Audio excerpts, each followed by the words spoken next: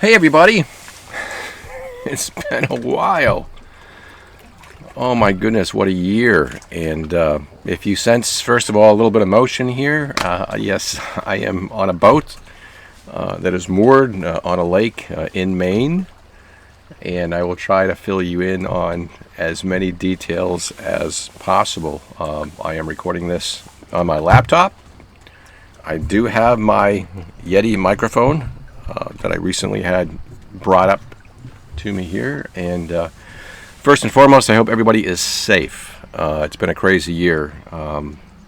We all probably know a person or people who have been affected by COVID. People, businesses, and I pray that all of you are safe or as safe as possible, and that you're dealing with the circumstances as best you can. If you have anybody affected, again, thoughts go out to them. So what am I doing in Maine? I have gone off the grid clearly for a long time, with the exception of keeping our trading service going, and a service. I'm not here really to talk about that at all, but a service that's morphed into more of a dashboard stream versus ongoing narration. And those of you that are with a group, you understand that. So, but that's not what I'm here to talk about. And I really don't know where to start. But so what am I doing in Maine? Well, late in 2019, had an opportunity to work with a firm up here that was asking for my help. And so I decided to do it. And that, coupled with continued passion for trading, gave me really an opportunity to work on the two loves of my life at the same time, something I've done from time to time. You folks that have read the book get that. But more importantly, it's really been I'm going to say it's a year, but it's really been probably since October, November of last year, so not quite, but we're coming up on it. Really been a year of life adjustments.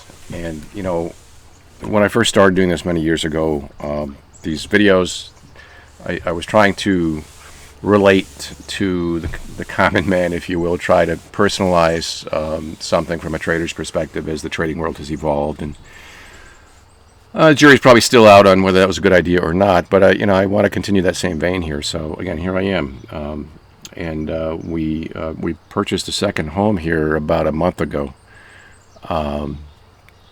and we are in what I would consider to be central western Maine. I'm not going to give you the exact location. I kind of like my privacy right now. But I was actually trading from, living in, and doing everything from a downtown apartment for quite some time. We've kept our Cape House, of course, that's been in the family for years.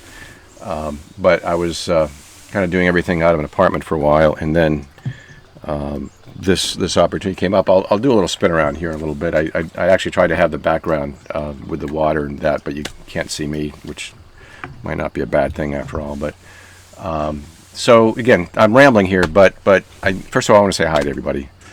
And again, it's been fascinating. So part of this journey has involved this financial opportunity that I was telling about. I still do trade. I still do trade every day. And I still run and monitor the dashboard. So it is a full plate, but I've always encouraged people to to balance, as you would with a portfolio, balance opportunity. And so, found myself in a situation where I had to balance again, and it was hopefully the right thing to do. So, anyway, I'm here, and didn't expect to buy a second home at the age of 59, when your kids are through college and one's married, one's about ready to get married. You think about winding down, and that's not how I'm wired, for good or for bad. So we decided, after really enjoying some time up here, there was a house that came on the market in the middle of COVID, by the way. So we jumped at it because it seems like everybody and his brother and sister are trying to move out of the cities into the rural areas. Housing prices in rural areas are going through the roof. So we jumped on something probably about 3 months ago. We closed about a month and a half ago. And Deb's been up here from time to time with me. And so we're all good. We're managing the distance issue a bit, and we're splitting our time. So anyway, here I am. Let me give you a little bit of a lay of the land. I don't know how this is going to work because I got my Yeti mic here, but see if I can do this right. So behind me is our home. It was a little camp house that had been built out a couple of years ago, and then I'm going to see if I can just spin around here. This is the lake. It's about 500. Hopefully you can hear my my voice here still. It's about 560 acres on the lakeside. And the boat I'm sitting in, actually, and I'm going to ask for your help in naming it, right? As most of you know, Grace passed away. Grace being my first love, my BMW that I wrote about many, many years ago. And I gave it the name Grace because I felt that was undeserved, and it hopefully would allow me to be somewhat humble every time I stepped in her. She had some scratches. I bought her when she was, I think it was like 3 or 4 years old, coming off a lease, which is exactly what I've done with this. This is a 2014 pontoon, and it was delivered here a couple days ago. We're going to get a couple of weeks of use out of it, and then we're going to have it stored for the winter and then have it brought back out in the spring. So I've been out here. Deb had to head back to Mass earlier this week, so I'm just puttering around here, and I thought I would dust off the old microphone and video camera and all that. So, I mentioned life. My mom is a big part of this story. My mom is 92.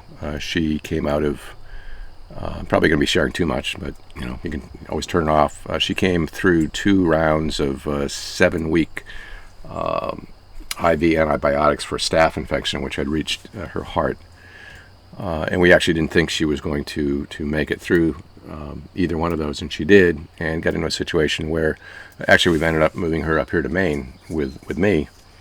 Not living with me, but living in an assisted living facility a few miles down the road.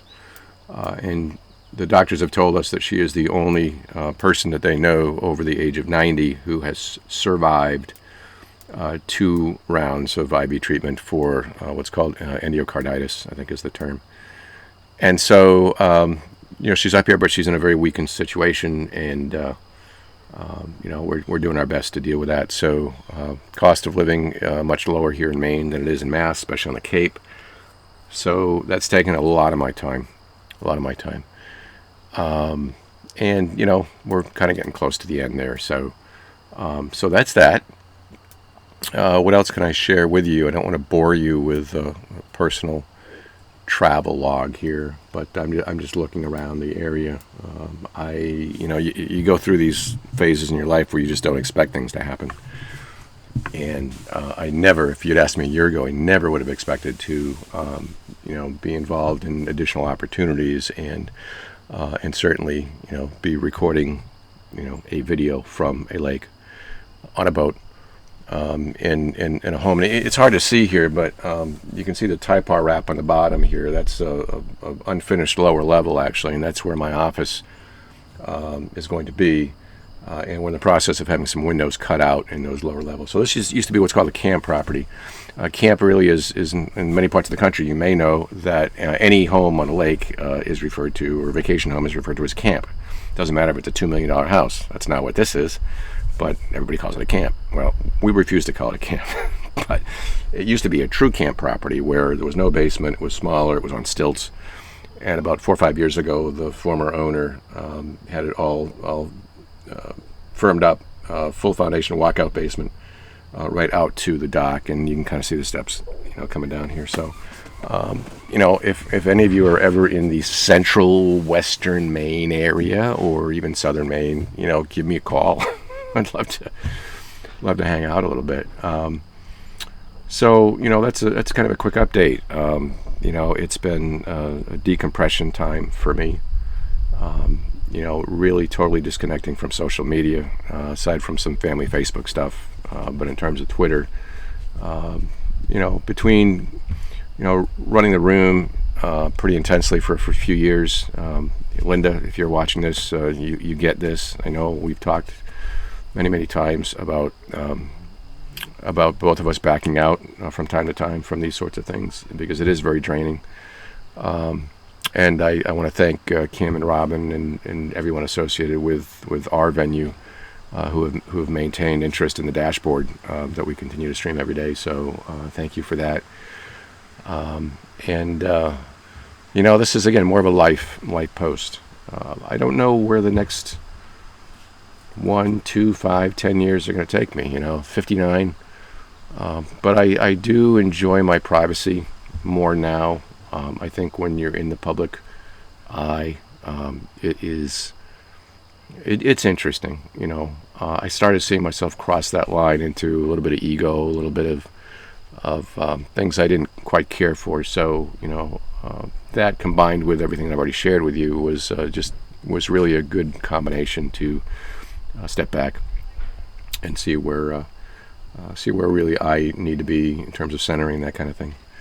I apologize if this is really boring or mundane, but I haven't seen many of you for such a long time. Wanted to do some sort of an update, let you know I'm doing well. I'm doing very, very well, actually. I'm 59, but even given all the energy I've had to put into the last year, I feel like I'm 39 again. I'm feeling the breeze on my face here. It's starting to cool off, obviously. This is September 12th. It's Maine.